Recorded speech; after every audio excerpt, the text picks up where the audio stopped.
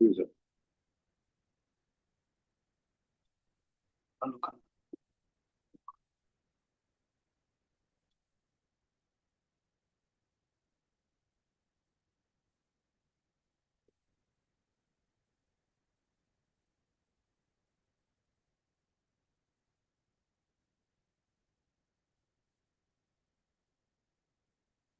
Hare Krishna.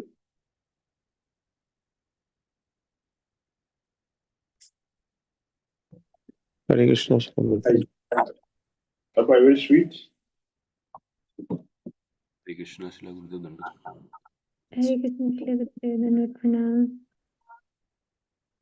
Hare Krishna. Are you enjoying Jap? Trying, Gurudev. Enjoy. Yes, Gurudev. No other way than this to enjoy. This is the only way. The only way. What I was saying, Peter.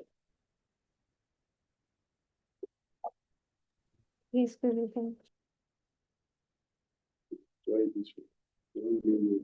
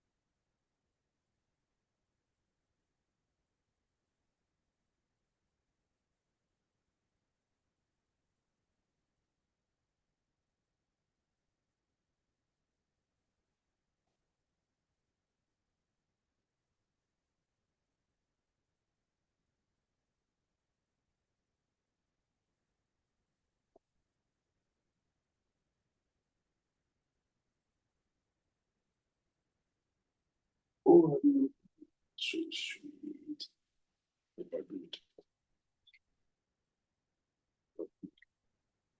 You are so sweet. Okay, more than this.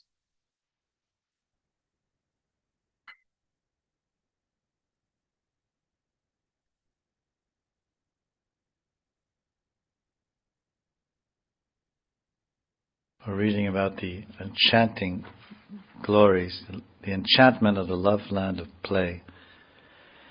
We heard yesterday how everything is possible and attainable here by the mercy of this Dham. Now we're in chapter 13, verse number 6. That was 3 we did yesterday. All is attainable here. As Nitai told Krishna's Kaviraj when he appeared in a dream, he said, you leave this place, your brother and Pujari are offenders to Miniketa and Ram. You leave this place immediately, renounce this house and family and friends, and go to Vrindavan. If you go to Vrindavan, you'll get everything. You'll get everything. And then Krishna's Kaviraj, he surrendered to Nitai's order in the dream, Swapna Shiksha. And he dropped everything, left everything, renounced his family, home, job, work, everything. And he came to Vrindavan. Did bhajan. On the banks of Shamakund for 65 years. And he got everything. Krishna's Kaviraj got 10 different gifts. The association of Das Goswami and Darshana Radha Govindaji and the Ras Mandala and so many things he got by coming here, which means everything. If you have Prem, you have everything. If you have Krishna, you have everything. If you have Krishna Prem, you have everything attainable. Aham sarvasya prabhavo mata savam pravardate iti matva bhajanti mam buddhabhava samanvitaha. Everything comes from Krishna. So if one has Krishna, he has everything. Text 6, chapter 13. Shri Vrindavana Jivaniha Mahabhagyada Jivanad Abhyete Bhatavalava Nahi Tada Vrinda Tavi Durlava Tadrik Satma Satkripata Udita Vrindavana Chen Maha Prichistarya Chirene Sapi Sulava Vrindavan Adishwari Sulava Vrindavan Adishwari Vrindavan Adishwari Adishtatri Devi Radharani Adishwari Vrindavan Adishwari Ishwari, the original Ishwari, the one and only, let's put it that way. The original one and the original only and the only Ishwari, Adishwari of Vrindavan. The original Ishwari, controller of Vrindavan, is Radharani. Then the false controller is Vrindavan Chandra. Vrindavan Ishwara. For those fortunate persons who consider Vrindavan their life and soul, Sri Vrindavan Jivan, Mahabhaga Yada Jivanad, those Mahabhagya, those very, very fortunate persons, they consider Sri Vrindavan to be the very life, the very Jivan. Without Vrindavan, there's no life. It's never impossible to attain the shelter of Sri Vrindavan. If by the mercy of such great personalities one develops love for Sri Vrindavan, then attainment of the lotus feet of Sri Radha, the Queen of Vrindavan, becomes very easy. We have dedicated almost the better part of our life to spreading the glories of Vrindavan. We don't wear any t-shirt, I love Vrindavan. But our hearts are always vibrating, I love Vrindavan. And our words are always vibrating, I love Vrindavan. This is the contribution of a Brijvasi. I met one Brijvasi. One Brijvasi came and met me. And then he said, you should follow me. If you follow me, I'll take you to Vrindavan. And he asked me what my name was, and I told him. And he said, I'm going to give you a new name. I'm going to call you Mahanidhi Das. So I said, what does that mean? He said it means the great treasure, which is the pure love in the heart of Radharani, who is the Queen of Vrindavan. The great treasure is the pure love in the heart of Radharani, and she's the Queen of Vrindavan. So you follow me, I'm going to take you to Vrindavan. So I met this Brijvasi and I started following him 36 years ago, and he took me to Vrindavan. And then he said, I live in Seva Kunj, you come and stay with me. So then I came and I stayed with him in Seva Kunj for 3 years. And then the Brijvasi, he told me, he said, this is my eternal home in Seva Kunj. But you're young, and as I did, I went out from Seva Kunj to spread the word. So you should also go out from Seva Kunj and spread the word about Vrindavan. So then we went out and spread the word. And now Brijvasi, his name is Nityalila Pravishta Om Sri Srimad A.C. Bhaktivedanta Swami Srila Prabhupada Ki Jai. He's the only Brijvasi I know. When there's a conversation about nectar devotion, it says one should follow in the footsteps of the Brijvasis, like Rupa and Rati. This is for Rag Bhakti section of nectar devotion.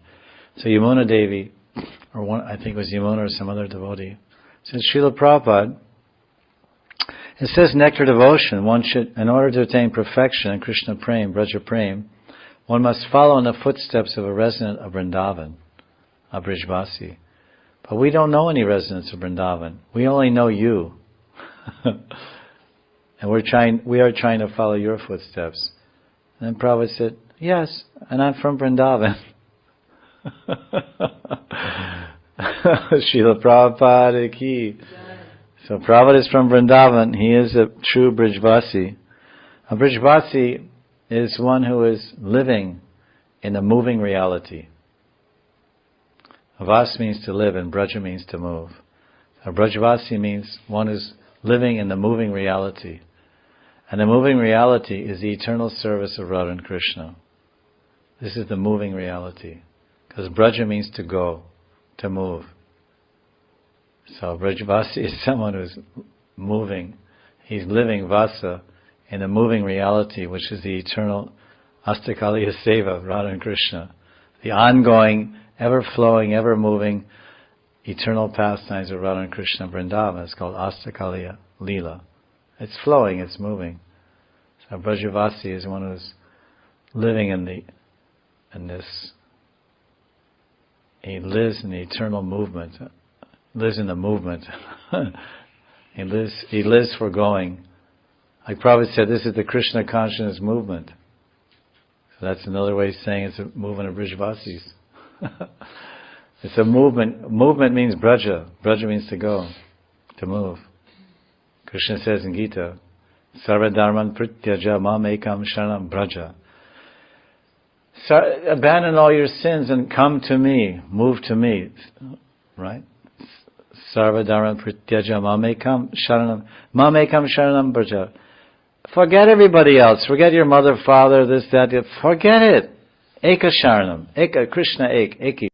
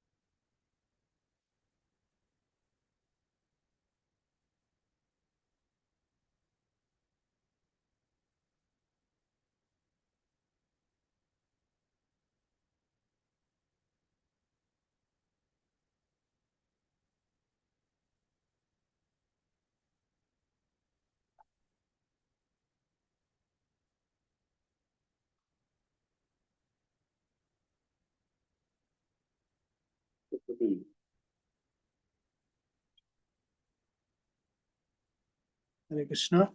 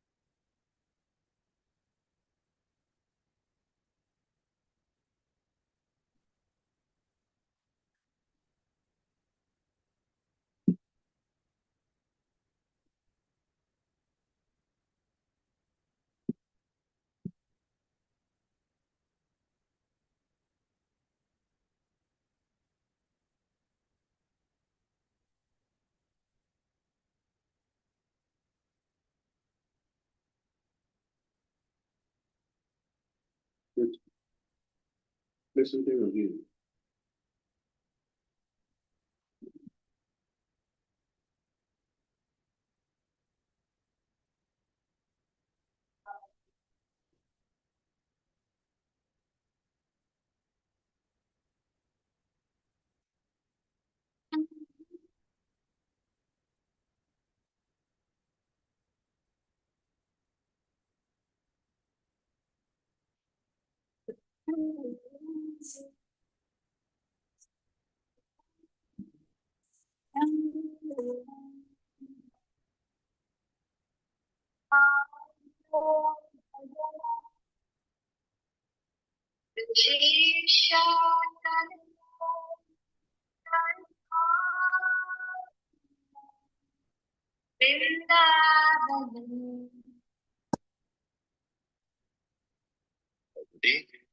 By Srila Kavi Karnapur.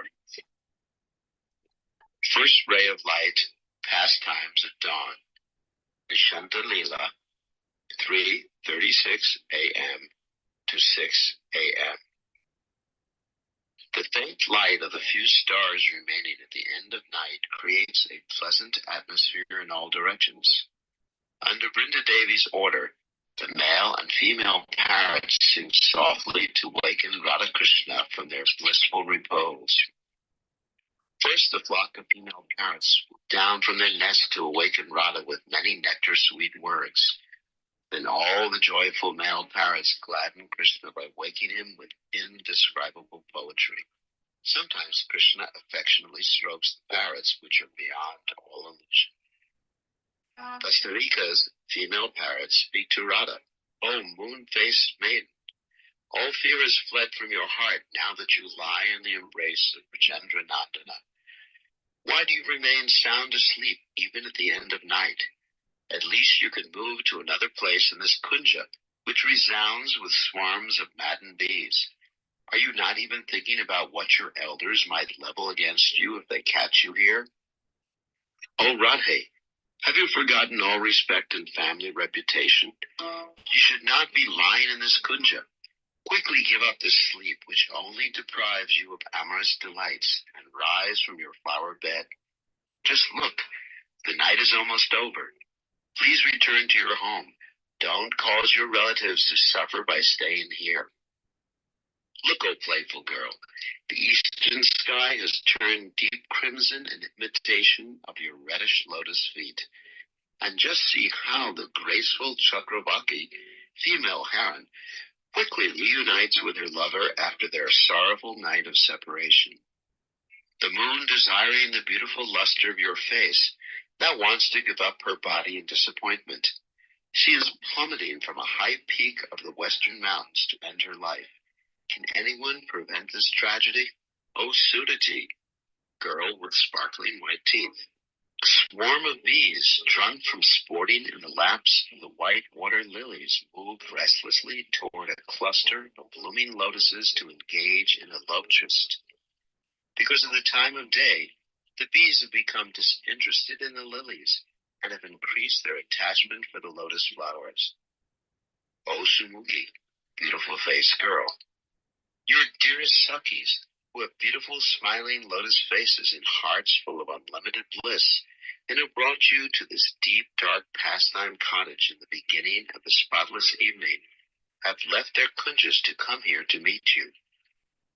O Sumuki, please wake up and open your lotus eyes to see the effulgent faces of your Sakis.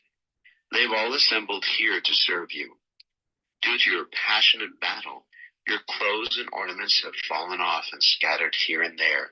Your decorations have all been smudged or removed, and your delicate body is bruised. The stars have vanished from the sky. Your pearl necklaces have fallen from your body, and the white lotus flowers have fallen from the Sapalika trees. Even though all these three have lost their ornaments with the approaching dawn, only you maintain your most radiant and exquisite beauty. Just as the pearls from your broken pearl necklace have fallen to the ground, the stars have vanished from the sky, and now only a few remain. Just see, the Chesarundati, that is the morning star personified as the wife of Vashishta, one of the 7 great sages, stars that form the Ursha major constellation. Astonished at seeing you sleeping so long on the chest of your lover, hides her face within the constellation of the Sapta Rishis, 7 sages. O Sashimukhi, moon-faced girl, just look. Here come that graceful, frolicsome doe named Rangini that you fed with your own hand. Please splash the waves of your merciful sidelong glance upon her, for she always brings you great joy. O Krishna Kanta, lover of Krishna, the minds of the deer are very pure and innocent, thinking that your reddish lotus feet are tender leaf sprouts. That doe eagerly tries to taste them. Even though your Sakis try to shoo her away with her lotus hands, she does not retreat. O Shashi Mukhi, this playful doe longs to taste the remnants of your food and the water that has washed your lotus feet. But because you haven't yet glanced upon her, she is grief-stricken and sadly gazes at your moon-like face. Please open your eyes and cast your sweet glance upon this poor doe who depends on you for her very life. O Radhe, look, playful Hari is measuring the width of the innocent, love-filled eyes of the doe and comparing them to yours. To remove any doubts of their similarity, Selma compares both by using a string of spotless pearls, saying, "Very good indeed." Speaking in this pleasant way, the love-intoxicated Sarikas tried to waken Sri Radhika. After they stopped speaking, the parrots and other blissful birds fly to the kunja to offer their respects to Sri Krishna. The Sukas, male parrots, eager to serve Krishna, tried to wake him by uttering sweet sounds and speaking beautiful words that are cheerful, pleasing, and soothing to the ears and mind. Without hesitation, they sing in sweet voices, speaking attractive words full of deep love and affection. Ah, when it is time for the skill to perform a task, there is no confusion. The Sukas sing, "O ocean of good qualities, beloved of Radha, O sun that reveals the lotus of Raj, O jeweled mountain peak of artistic genius, glory to you. O master, what are you thinking as you lie here in the kunja, even though the night has ended? Why does that flower bed seem so attractive to you when you know it is time for your family to awaken? Look, within the flower-filled forest, a swarm of drunken young bees have risen from sleep and now sport in a cluster of lotuses. Who in the world would not be infatuated with such a pleasant time of day? In one place, the white water lilies' faces are sad, while in another, the blue lotuses are smiling brightly. Lilies bloom at night, lotuses in the day. Somewhere lovers are separating, and somewhere else other lovers are meeting. Is it not time only that determines one's happiness or distress in any instance? You are the knower of time, the destroyer of all suffering, the friend of everyone, and an ocean of good qualities. Even though the soft bed of flowers may seem like the pinnacle of pleasure to you, still, for your own good, you must rise and depart. O Sundara, beautiful one, thinking that you are safely sleeping in your bedroom, Mother Yashoda has not been concerned. But now that it is time to waken you, motherly affection will quickly bring her to your bedside. One peacock awake and separated from his mate is aware of the time, so he wails, "Caw," in a sweet voice. He has come here just to wake you up. How could any intelligent person give up the auspicious time for his service to you? Impressed by your beautiful bodily luster, this peacock shines with boundless love for you. He does not lose his tail feathers even in the autumn season, but rather his luster increases. Can anyone surrender to your lotus feet be distressed at any time or place? This intelligent and joyful peacock with a beautiful blue throat eagerly spreads its tail, which glistens like a mosaic of glittering jewels. In this way he pleases you every morning as you look on with your delighted gopis. O fortunate one, may victory be yours. I offer my obeisances. Listen, after watching you sleep for so long, the rooster's body is swollen with bliss, and now he clucks loudly to wake you. When the appropriate time arrives for one's personal service, a good servant is always happy and prepared. In this way, Sri Radha wakens after hearing the sweet, charming words of the Sukas and Sarikas. Shortly later, Sri Krishna also awakens, being satisfied with his happy repose. As they discard their drowsiness, Radha Govinda open their eyes simultaneously and cast wonderful sidelong glances at each other. Overwhelmed with desire, they become so disturbed that it impedes their vision of each other and makes them very unhappy. Due to the strong embrace of their arms, Radha and Krishna's bodies become one. Under the influence of Cupid, they again savor the incomparable bliss of the previous night in a battle of love. Cupid, who carries a bow of flowers, uses the many jeweled needles of their bodily hairs standing erect in ecstasy, and the long, colorful thread of their ardent passion to sew together their effulgent bodies in a very rare and special union. When Radha Sham simultaneously yawned, the glitter of their teeth fills the atmosphere with indescribable peace. As they gaze upon each other, it appears that they are offering Mangal Arti to each other with the shining of their love-filled eyes. While Radha Sham tightly embrace each other, the fire of love rages within their hearts. The heat of that fire transforms into tears of grief, which begin to flow from their eyes when they anticipate the approaching pain of separation. Moving slowly as if intoxicated, Radha Sham languidly sit up in bed and conscientiously tie their undergarments. Unable to bear their impending separation, Radha Sham become extremely afflicted and can neither stand up nor move from the charming Kunja because of the unbearable weight of their sadness and fatigue. All glory is to the enchanting eyes of Radhika as she slowly rises from sleep. Her beautiful blue eyes, lazily rolling about, resemble a pair of restless Kunjana birds, or two blossoming lotus flowers filled with the Madhvika nectar of her tears. The attractive dark eyes of Sham shine brightly behind his fluttering eyelashes. Filled with the nectar of his blissful resting pastimes, Sham's eyes look like two lotus flowers surrounded by a swarm of bees appearing as his curly black hair. As the eastern horizon turns as red as shiny kunja seeds, the divine couple leave the forest grove. Radha Sham's beautiful bodies glow with victory from the previous night's battle of love.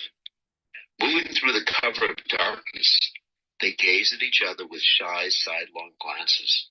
Radha Sham's love bed is marked in various places with reddish spots of kumkuma and sindura, making it appear as though drops of blood had fallen from the wounded enemy named separation. A flower garland lies like a broken bow, and a crushed necklace appears like a severed bowstring. That mad elephant named Cupid, the king of amorous sports, has also left marks of musk and cudgel here and there. Radha Sakis and Manjaris inspect the battlefield of Eros with great delight, each placing the other in his heart, each considering the other to be the priceless treasure of his life, each continually bathing the other in the flood of the sweet nectar of love, and each incapable of bearing a moment's separation from the other. Radha Sham run through the forest with soft steps as they return to their homes. Due to confusion, Radha Sham unconsciously dress themselves in each other's clothes. Radhika dons Shama's yellow cloth, and he wears Radha's blue cloth. They walk through the forest with their arms gently resting on each other's shoulders. Radhika Krishna Chandra, valiant but tired warriors in Cupid's battle, toss in waves of fear as they walk along the forest path, thinking that they may meet their slanderous elders. In a very solemn mood, they carefully watch from the corners of their eyes. No one saw them in the kunja in the forest or on the pathway. Because of the naturally affectionate quality of Ladini Shanti, Radha Sham delight the eyes of their gopi friends. Therefore, even the dangerous walk home is another pleasure excursion for the divine couple. At the conclusion of the sacrifice to Cupid, Radha Sham perform the auspicious Avabrita bath. The happy and charming divine couple then return to their individual homes and sleep for the remainder of the night. Just as the grievous arrow wounds of a warrior can be cured by an expert physician, in the same way, the various love marks which appear on the transcendental forms of Radha Sham during their amorous affairs become directly manifest within one following the mood of their love.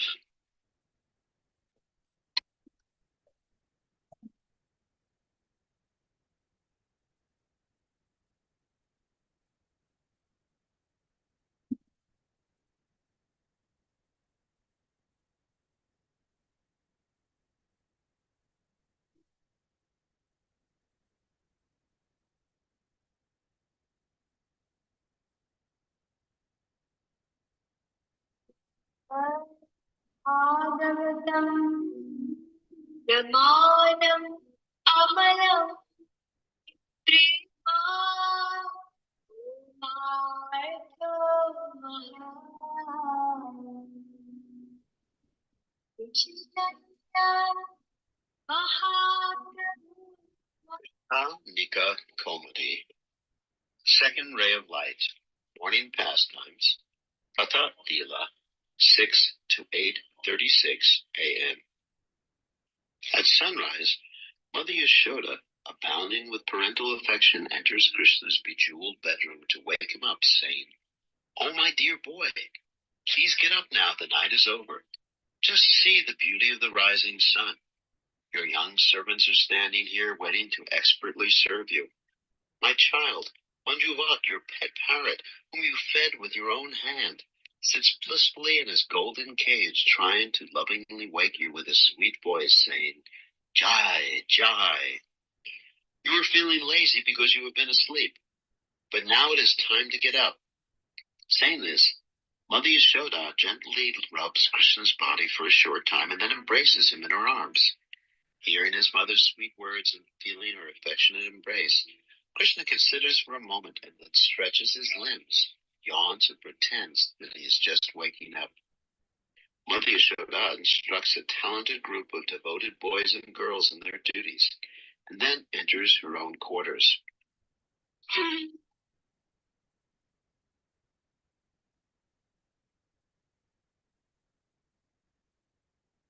Waking and morning duties. While Krishna rouses from sleep, his eyes look very beautiful as they repeatedly open and close. It appears that he is half awake and half asleep.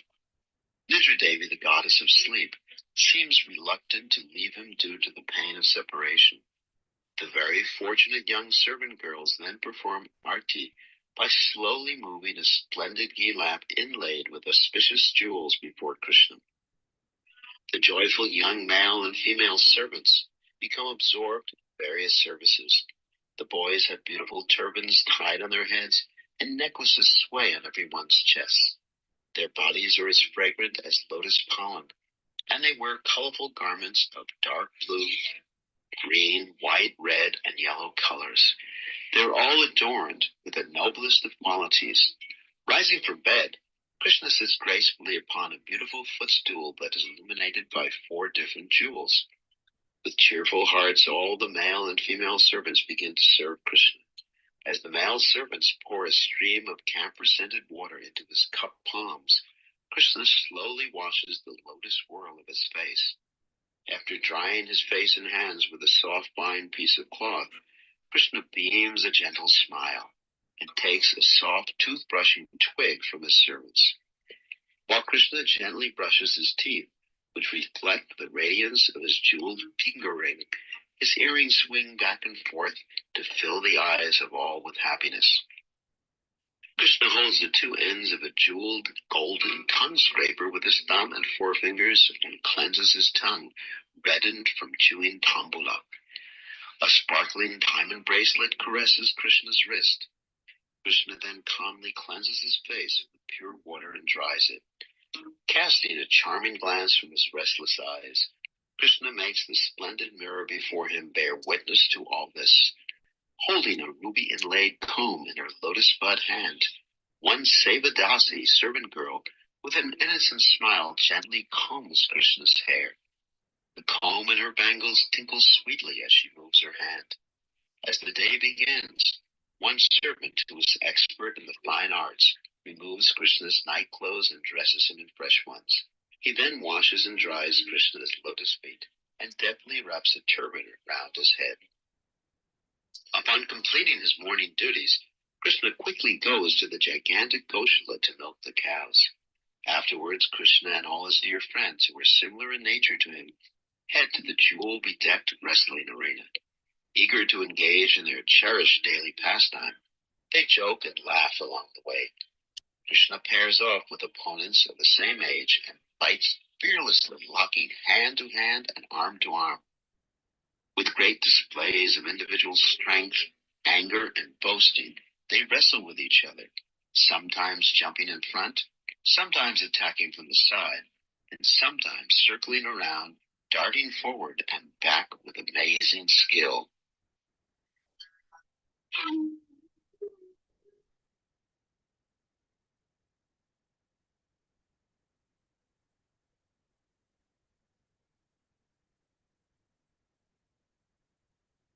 There's massage, bath, and dressing. After resting a while, Krishna and a few of his friends who have accumulated heaps of pious credits and who are like the roots of the tree of transcendental virtues enter the massage parlor to be massaged by some affectionate, sweetly smiling servants. These servants are not only skilled in the art of massage, but they are also expert at telling tales and composing verses. Krishna feels great satisfaction as they rub his body with costly aromatic oils. These boundlessly fortunate masseurs, who are praised even by Krishna's dearest friends, massage Madhava's entire body from head to toe, always careful to rub neither too firmly nor too gently. After dispelling Krishna's fatigue by the oil massage, the servants massage him with a soft, finely ground mixture of fragrant saffron and camphor. A group of young female servants, Kumara Dasis, then wash Krishna's hair with a decoction of yogurt and amalaki juice. They bathe lotus-eyed Krishna with camphor-scented water poured from crystal and golden pots. One Dasi, glowing with intense affection, repeatedly squeezes the decoction from Krishna's hair with a piece of cloth. Someone else rubs Krishna's soft limbs with her gentle hands, and another girl pours water from a golden pitcher with a spout. Afterwards, some of the male servants complete Krishna's bath by pouring water over his head from an auspicious conch shell. Then they carefully dry Krishna's body with towels.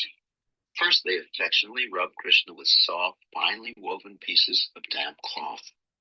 Then they dry him with soft white towels. One gently smiling servant skillfully dries the water from Krishna's hair with many small towels. Another boy deftly replaces the wet towel on Madhava's hips with a dry one. One boy quickly arrives with 2 fresh silken garments, the color of molten gold. Another boy removes the towel from Krishna's hips and dresses him in his fresh cloth.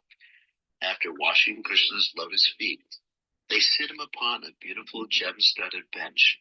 One young servant boy stands behind Krishna to expertly dress his locks of hair. Over and over in various ways he strokes and arranges Madhava's lustrous hair with a jeweled comb. He then gracefully parts Krishna's hair and binds the halves with a strip of silken cloth. The rich blackness of Krishna's hair is enhanced against the light background of his fine garment. Together they appear like a black snake that has just shed his outer skin, whose eyes would not become captivated upon gazing at Krishna's hairstyle. Krishna's glossy hair is naturally curly, but after bathing his locks become straight. One expert servant boy again forms them into elegant ringlets. Using a mixture of saffron and sandalwood paste, he decorates Krishna's beautiful forehead with a circular tilak mark that looks just like the full moon. Afterwards, Krishna dons his beautiful deep blue Kaustuba gem, the king of all jewels, which is even more splendid than a ruby, emerald, diamond, or sapphire. One servant drapes incomparably attractive strands of pearls around Krishna's neck. One strand rests on Krishna's broad chest. One hangs to his navel, and another reaches to his knees. A servant attaches Krishna's Makara Kundala, sharp-shaped earrings, whose splendor increases the luster of his cheeks. Krishna had previously worn these earrings, but during his bathing festival they had gotten wet, so they were removed, dried, and again brought to him. One servant adorns Krishna with an attractive jeweled pendant hung upon a single Mongol sutra, lucky thread. He bedecks Krishna with armlets inlaid with emeralds and other stones and puts bracelets upon his wrists. Another servant slips a splendid, faultless ruby on Krishna's ring finger. The reddish hue of the gem transforms by contacting the bluish luster of Krishna's skin. He puts a splendid and colorful jeweled seal ring on Krishna's forefinger. A servant wraps a brilliant yellow diamond-studded cummerbund around Krishna's waist, and a string of bells adorned with sparkling rubies around his hips. Just above Krishna's lotus feet, another servant attaches a pair of tinkling ankle bells, inlaid with diamonds and illumined by the gleaming of Krishna's moonlike toenails. Then he lovingly holds up a splendid jeweled mirror before Krishna's shining moon-like face. Meanwhile, one servant bearing the order of King Nanda enters Krishna's dressing room and announces, "Hey Krishna, your father requests you to donate thousands of cows to the local Brahmin community." Obeying his father's order, sweet-faced Krishna Chandra, who is a treasure house of good qualities, binds his hair with a turban and dons his yellow upper cloth. After sipping water for purification, Krishna offers thousands of cows in charity within his sanctified mind. So Krishna will not feel any inconvenience while waiting for a delicious cooking to be finished. Mother Yashoda sends over a tasty snack.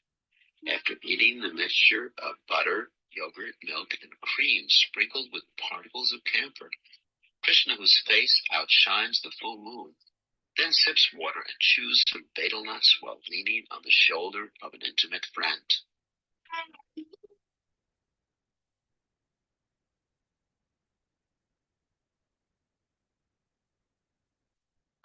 Bath and dressing. The beautiful and affectionate Sankis of Radha automatically wake up at the end of night. Bubbling with eagerness to serve their beloved Kishori, they quickly leave their homes and assemble outside Radha's bedroom. One Saki brings a seat inlaid with diamonds, and another brings an attractive footrest. Others bring vessels of water for washing Radha's face, along with the ingredients and implements for brushing her teeth. Radha rises from bed and sits upon a golden seat. Because she is just awakened, her clothing and hair are disheveled. All of Radha's Sakis enjoy seeing her place her dainty lotus feet upon the opulent footrest.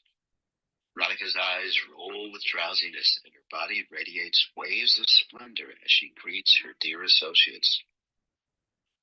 The lotus-faced Sakis, who assist Radha in the amorous arts, slowly pour camphor-scented water into Radha's cupped hands from a golden pitcher. She, Radha, sips the water, rinses her mouth, and then expels the water. By the touch of her lotus hand, the water turns crimson red. After wiping her mouth with a fine white cloth, Radha brushes her attractive teeth with a toothbrush twig and removes the red betel nut stains from her tongue with a golden tongue scraper. Radha rinses her mouth again with clear water. As she sits upon the gem-studded throne, Radha brightens the room with a radiant smile. Lalita Saki removes all the marks left from Cupid's battle from Radha's body with a piece of fine cloth. Then she removes Radha's sweet-smelling night clothes and puts on a garment to cover her during her oil massage. Another dear Saki removes the veil from Radha's head and loosens her shiny black hair. The bangles on her arms jingle together while she affectionately arranges Srimati's tresses with a jeweled comb.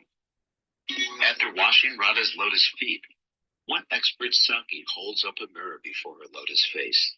She then lovingly rubs Radha's body with sweetly scented reddish oil.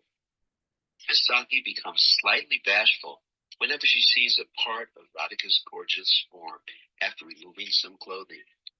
Therefore, after rubbing that part of Srimati's body with oil, the Saki immediately covers it. After Radha's body is covered with oil, her affectionate, pure-hearted Sakis massage her from head to toe. Then they anoint Kishori with a pleasant powder composed of camphor mixed with musk, saffron, and sandalwood. One intimate Saki cleanses Radha's hair pure, fragrant amalaki juice. Afterward, she affectionately rinses Radha's hair with gentle streams of clear water poured from a golden pitcher. Lalita and Vishanka, standing on either side of Sumukhi Radha, slowly bathe her with camphor-scented water, which is just the right temperature, from pitchers inlaid with rows of diamonds. Another Saki wraps Radha's beautiful tresses in a towel and squeezes out the excess water. Removing the towel, she spreads out Radha's hair with her fingers and wraps it once again. Using a soft cloth, one fortunate gopi rubs Radhika's moon-like face, while others dry her neck and ears. Other Sakis dry Radha's full breasts, beautiful black and lovely graceful arms. One gopi wraps a dry towel around Radhika's hips and removes her wet undergarment. After completely drying Radha's hips by gently rubbing the towel with her hands, the gopi then replaces it with a charming red petticoat. A talented Saki dries all the water from Radhika's splendid breasts and then carefully ties on a fine gem-studded silken bodice that was expertly sewn by Radha's artistic girlfriends. Radha's delicate, ruffled red petticoat is as effulgent as the sun. Upon that, Radhika dons a golden threaded dress that kisses the tips of the toes of her lotus feet. A gopi ties a beautiful silk cloth, which is adorned with two pendants made of sparkling pearls and diamonds around Radha's waist. Drawn together in different places, the shape of this cummerbund resembles that of a lotus flower. The Sakis then sit Radha on a gem-studded seat covered with soft cloth to joyfully wash her lotus feet and adorn her with many auspicious ornaments. Using jeweled combs in their fingers, the Sakis repeatedly spread Radha's tresses and perfume them with the smoke of black sandalwood incense. The gopis then curl Radhika's beautiful locks that have become straight from her back. Someone paints charming musk tilak on Srimati's forehead and vermilion on the part of her hair. One Saki places a beautiful ornament upon Radha's hair part that is more brilliant than a host of diamonds. One Saki ties a diamond bathed by the hue of a chaplet of fresh malati flowers on Radhika's head. With a red silken string, she then binds Radha's hair into a bun, which glows with a sparkling diamond and two pendulous strings of pearls. One Saki places upon each of Radha's ears a beautiful ornament made of a large circular pin fastened to a small golden pin piercing the middle of her ear. The colorful precious stones set in this charming ear ornament cast glittering reflections in all directions. One Sundari, beautiful girl, places a shimmering string of tiny pearls in Radha's forehead just below the edge of her hair. Another Saki places two elegant diamond earrings upon Radhika's lovely ears. One Saki decorates Radharani's eyes with kajal and rasanjana, that's vitriol of copper, which make Radha's eyes appear like a pair of Cupid's arrows. The single pearl fastened in her right nostril reflects the red and blue tints of Radha's lips and eye cosmetics. One Saki adorns Radhika's graceful neck with a string of gleaming pearls that hangs over her blue silk sari. Resembling a broad smile, this string of pearls fills her Sakis with delight. One Saki ties jeweled armlets midway upon Radha's upper arms and other jeweled bracelets midway on her forearms. Then the Saki ties a beautiful multicolored lucky thread around Radha's wrist, which is spun of silk and illuminated by the jewels of her bracelets. One Saki slips a ring on the little finger of Radha's right hand and rings on 4 fingers of her left hand. Another Saki places a beautiful necklace containing a splendid golden locket over Radha's breasts. One Saki ties a jeweled sash around Radhika's belly and a diamond belt below that. A gopi fixes beautiful jeweled rings on Radhika's toes and anklets on her ankles. Another Saki ties jewel-studded ankle bells on the upper part of Radhika's feet. Someone else holds up a diamond mirror for Radha to show her the gopi's fine artistry. After decorating every part of Radhika's auspicious body and judging that it is a most delightful sight to drape a fine woolen shawl over Radhika's shoulders. The incomparable excellence of Radha's beautiful body eclipses all beauty in the three worlds. Fragrant, beautifully dressed, and lavishly ornamented, Radha stands amidst her sakis. Suddenly, a most famous, trusted saki sent by Brajeshwari Yashoda arrives and speaks some very pleasing words. "Oh, beautiful Radhika, Krishna's mother Yashoda loves you dearly, so she has sent me here with a message for you. Please listen carefully to Mother Yashoda's request. Please come to my house with your virtuous expert sakis and cook a variety of dishes for the pleasure of Krishna. Now listen, you girls are all respectable, humble, pious, and expert in cooking. You have firm devotion to Krishna, and you are dedicated maidservants of Braja's queen Yashoda. Therefore, O noble girls, what I say is right. It is quite proper that you should go to Yashoda's house and cook breakfast for Krishna." After hearing these words, Radharani, the embodiment of all Lakshmis, becomes completely blissful and then gracefully walks to Nandagram to cook for Krishna. Arriving at Nandagram, beautiful Radha humbly bows down before Krishna's mother. Yashoda greets Radha, clasps her lotus hand, and immediately takes her to Rohini, who is in charge of the cooking. Youthful Radha offers respects to Rohini, the mother of Balaram, and enters the kitchen with Yashoda and Rohini. Radhika respectfully greets the kitchen staff with sweet words and a gentle smile. Radha becomes very happy, seeing all the necessary ingredients and utensils for cooking ready and waiting.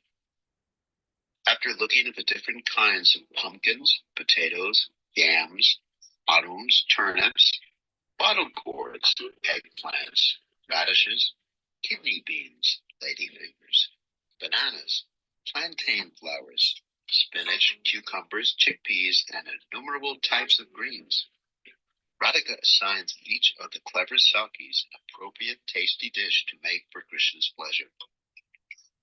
The kitchen maids know exactly which vegetables are most suitable for each of the different dishes to be prepared, so they begin to cut and chop them up in the proper ways. Meanwhile, the Braja Sundris grind cardamom, clove, black pepper, ginger, nutmeg, mace, cinnamon, cumin, coconut pulp, black and white mustard seeds, rice, dal beans, and turmeric. The ground powders are stored in golden cups with tight-fitting lids covered with cloths.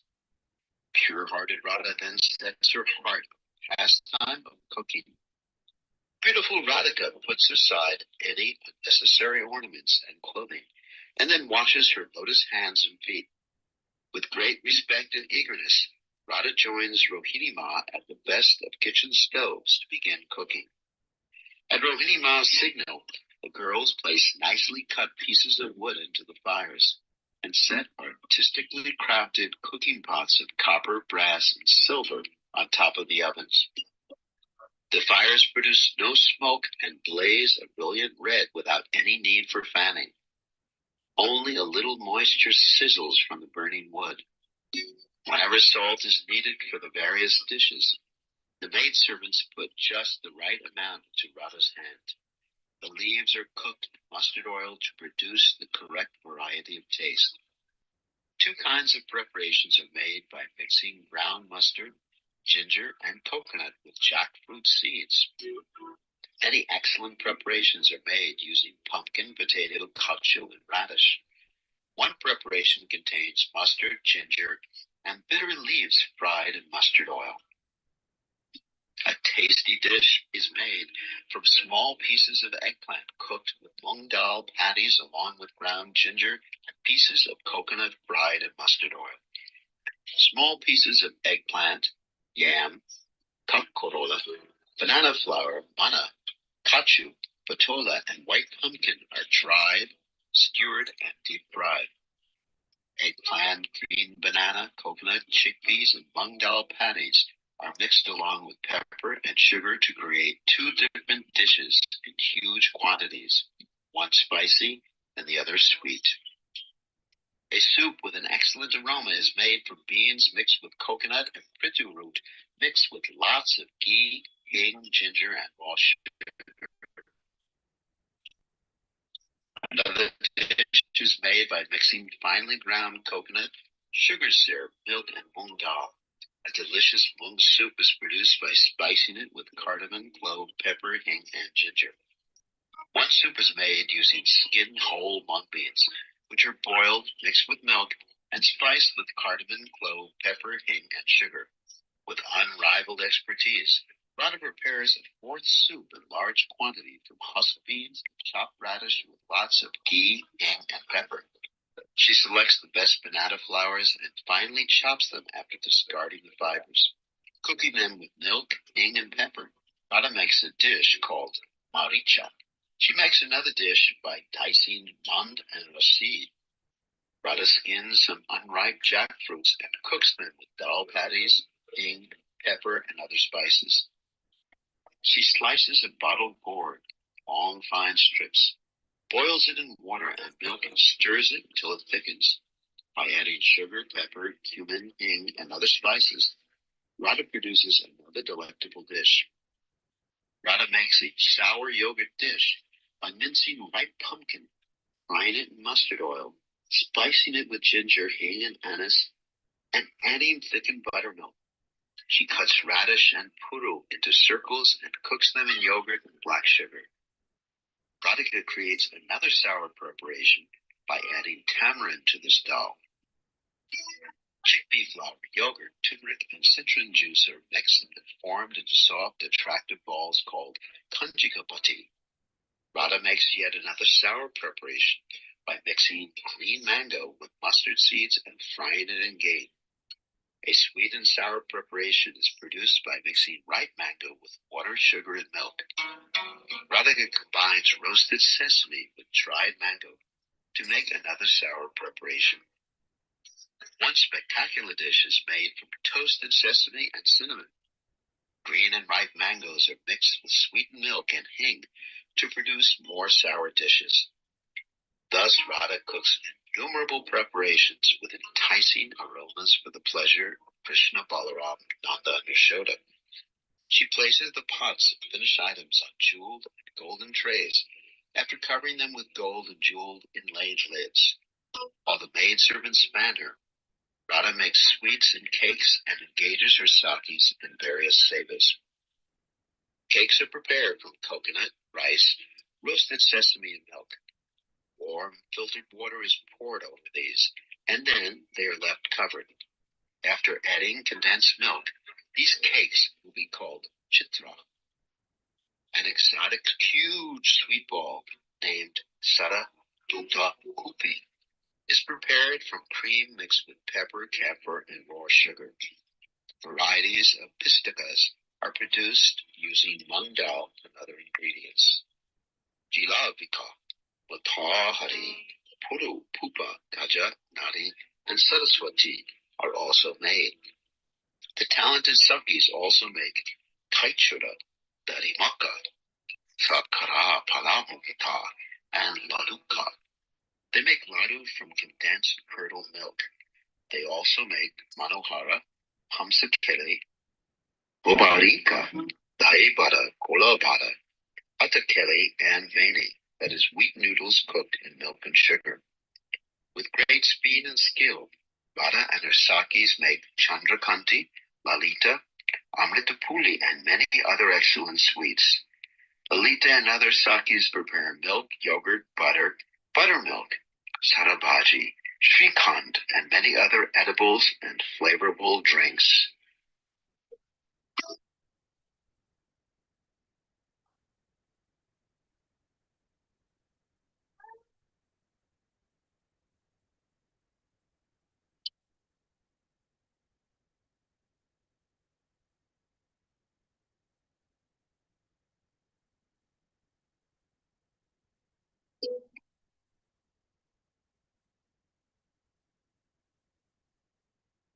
Dhira Damodara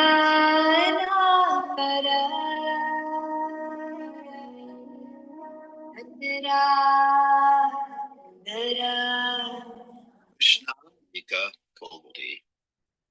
Third ray of light, morning pastimes. Patalila, 6 to 8:36 a.m. Entering the dining hall. Colorful festoons and tapestries fill the royal dining hall with festive vibrations. Many jewel-laid bowls of vegetable preparations sit along the edge of the gem-studded dining tables. Behind the vegetables are numerous bowls of delicious sweets and rows of milk products arrayed in golden bowls. Radha's sakis create a wonderful atmosphere by artistically arranging the preparations in a half circle and other designs. In the middle of everything, they place a golden platter containing a huge amount of aromatic white rice dripping with ghee. On the right side, there's a plate of condiments containing lemon slices, pickles, ginger, mango, and mustard sauce. There are jugs of camphor-scented drinking water waiting next to the condiments. Upon seeing Radha's expertise in cooking and the amazing arrangements of the sakis, Mother Yashoda sends a nurse to bring Krishna and Balaram. Being called by the nurse, Krishna and Balaram eagerly walk to the hall.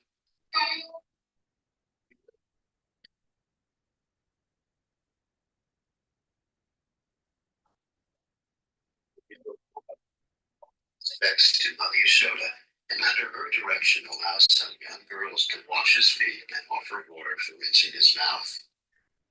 Yashoda reels with joy upon seeing this. Krishna sits down and becomes completely astonished to see all the delectable preparations. Then Krishna, his Brahmin friend Madhamango, Balaram, the cowherd boys accept water in their hands, argya, as part of the dining ritual. The water in Krishna's hand turns red for the radiance of his lotus mouth. The boys start eating after various mothers pronounce blessings. May this meal turn into nectar. Rohini and Mother Yashoda serve the food in the proper order and Krishna eats accordingly. The food preparations taste so good that Krishna cannot stop eating them once he starts. Although Krishna desires and has the ability to devour each item, he is afraid that his onlookers may criticize him for being a glutton. Therefore, he only tastes a little of each preparation. Balaram and the other cowherd boys loudly praise the expertise of the cooking. Krishna keeps quiet, but within his mind he repeats, very delicious, very delicious. There are many preparations in huge quantities, and after sampling a little payasa, sweet milk rice, Krishna wants to eat them all. To satisfy Yashoda and attract the attention of that expert cook named Radha, Krishna eats the spinach and other items with great gusto. Krishna's jokes and sweet words give immense pleasure to all his friends. Krishna says, listen boys, eat, don't leave anything behind. Although Krishna eats each vegetable preparation with a little rice, his greed to enjoy each item remains unsatisfied. While praising each of his favorite cakes and milk sweets, Krishna eats them with great happiness. Mother Yashoda and Rohini implore Krishna, eat more. But Krishna pretends to be full, though internally he can never be satisfied. After finishing his meal, Krishna washes and dries his lotus feet, hands, and mouth.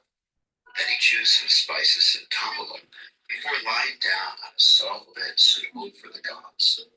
As Krishna happily sleeps, Vishaka and others take from Radha to collect Krishna's remnants in a bowl and distribute them to the young male and female servants. The Sakis pondered, how can Radha take Krishna's remnants when Nanda, Yashoda, and all their friends are not yet eaten?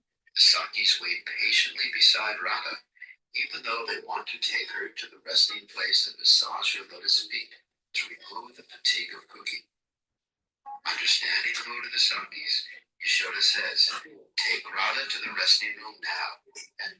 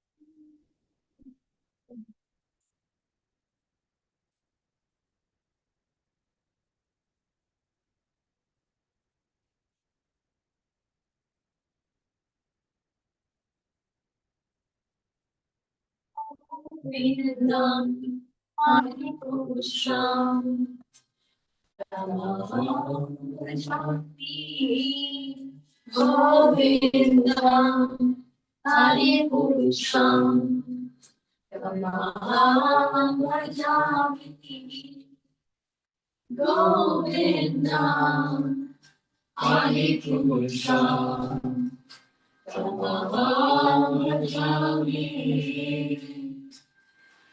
Enam Bhagavata Varavindanayatam Bhagavatam Samositam Buddhasogarantam Gandha Tato Vidamaniya Visheshasukam Govindam Haripurusham Tamaham Vajamini Govinda Haripurusham Tamaham Vajamini Govinda Haripurusham Tamaham Vajamini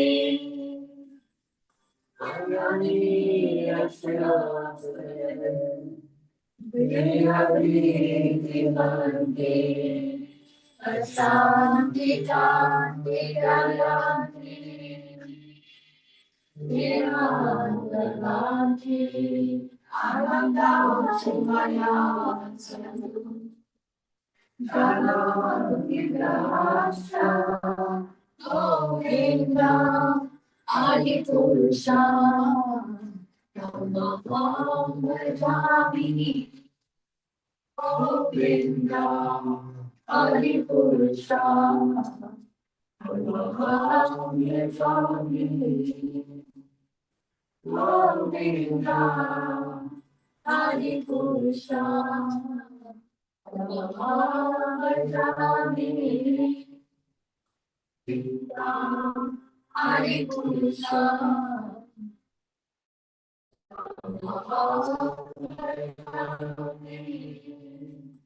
Govinda, Adipurusha, Tamaham Vajamini, Govinda, Adipurusha, Tamaham Vajamini. Vishnupadaya, Shakasaya, Bhakti Dhira Swami.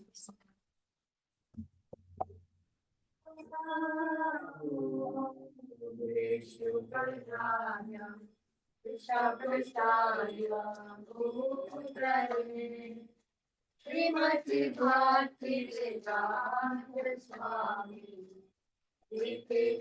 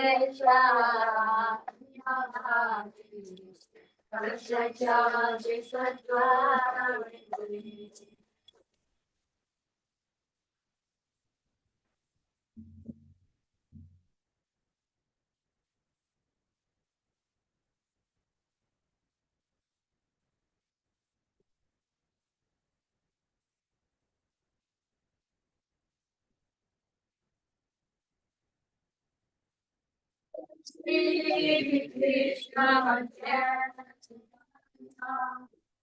Prabhu Nityananda We are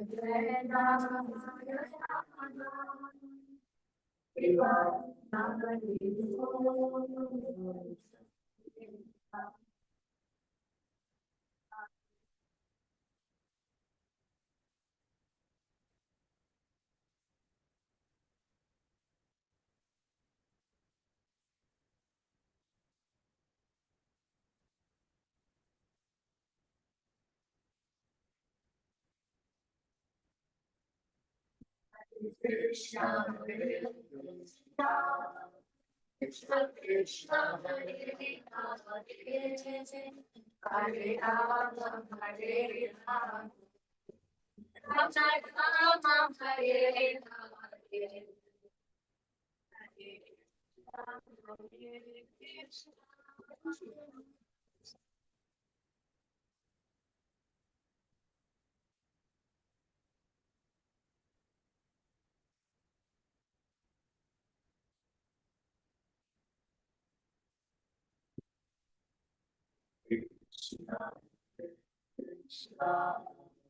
Krishna Krishna Hare Hare Hare Rama Hare Rama Hare Rama Hare Krishna Hare Krishna Krishna Hare Krishna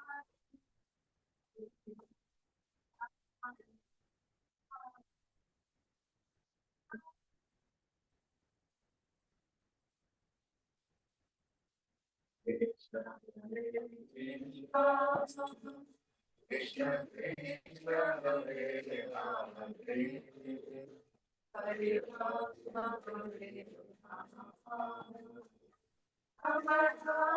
Hare Rama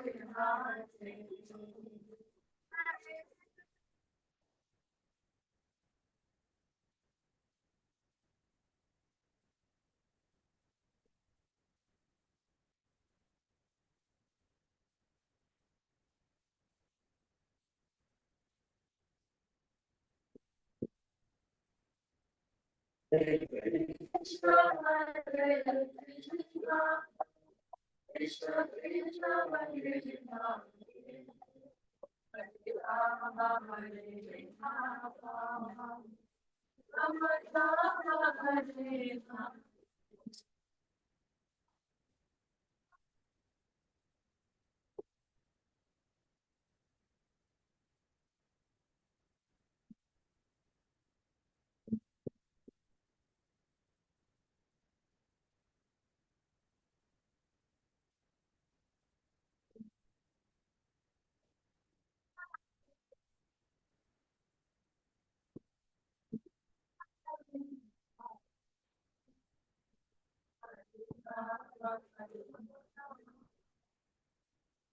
Rama Rama Hare Rama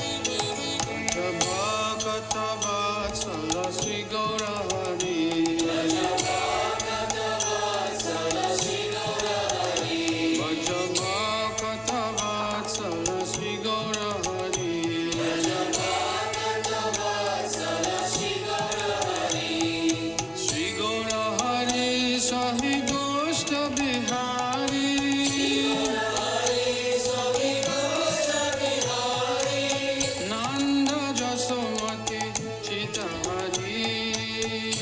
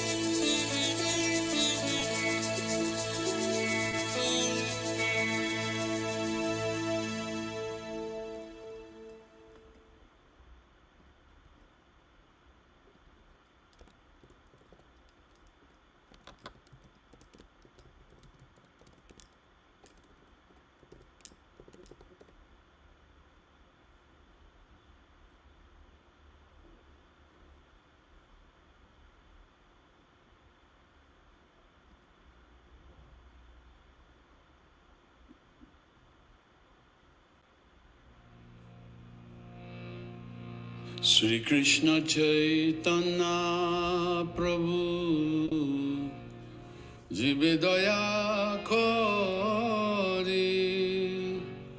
Sapashada Swiyadhama Sahayavatari.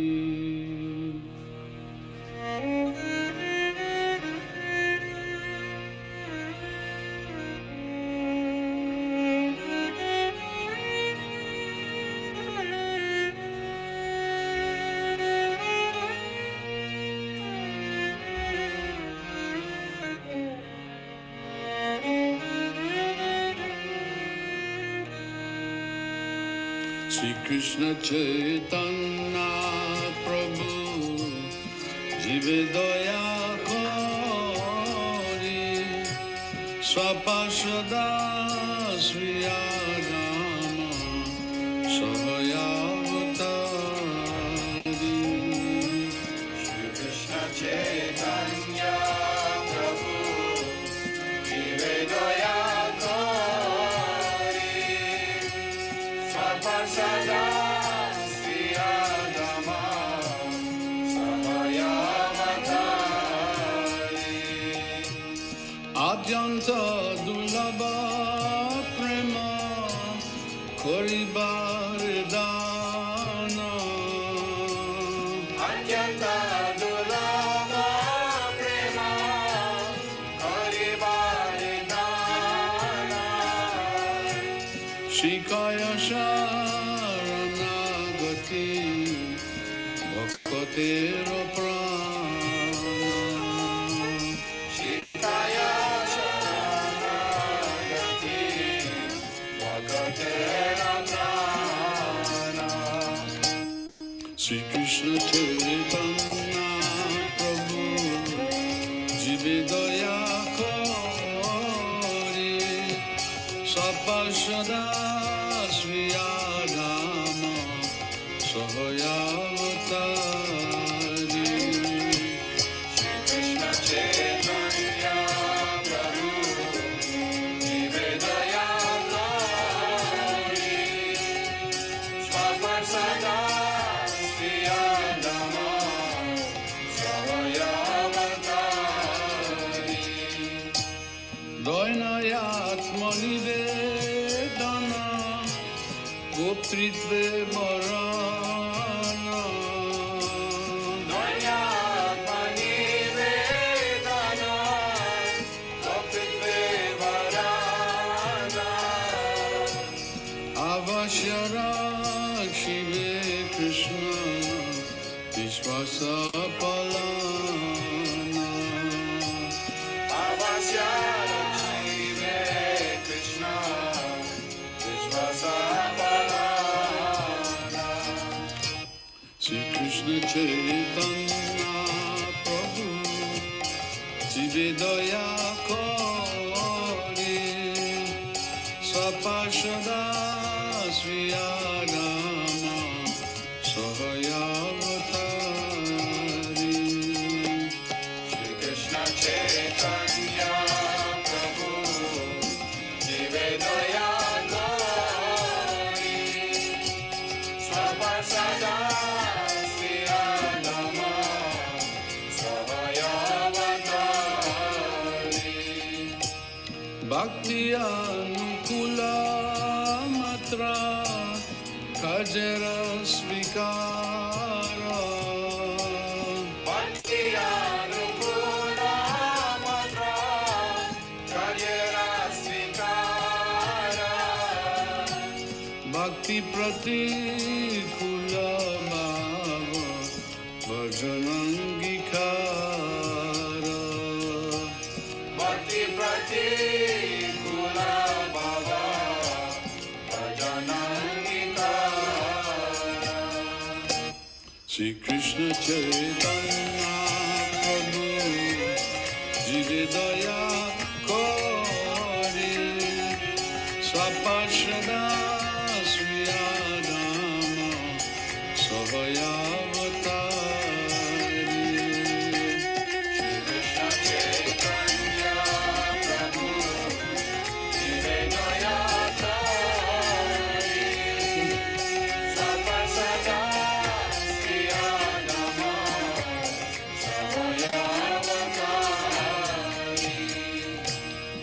Saranga Sharanagati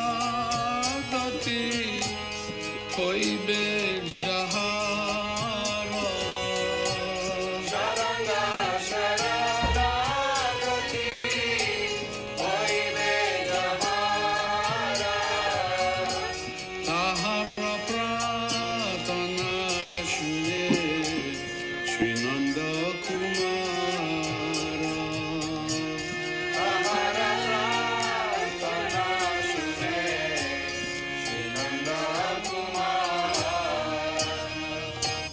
Sri Krishna Chaitanya Prabhu Jividaya Kori Sapashada Sri Adama Sahayavatari Krishna Chaitanya Prabhu Jividaya Kori Sapashada Sri Adama Sahayavatari Rupa Sanatana Pade Dante Trinakori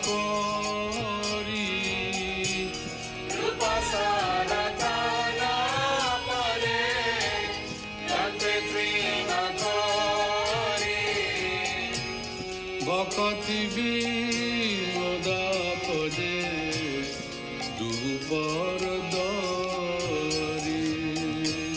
Bhakti Dhira Damodara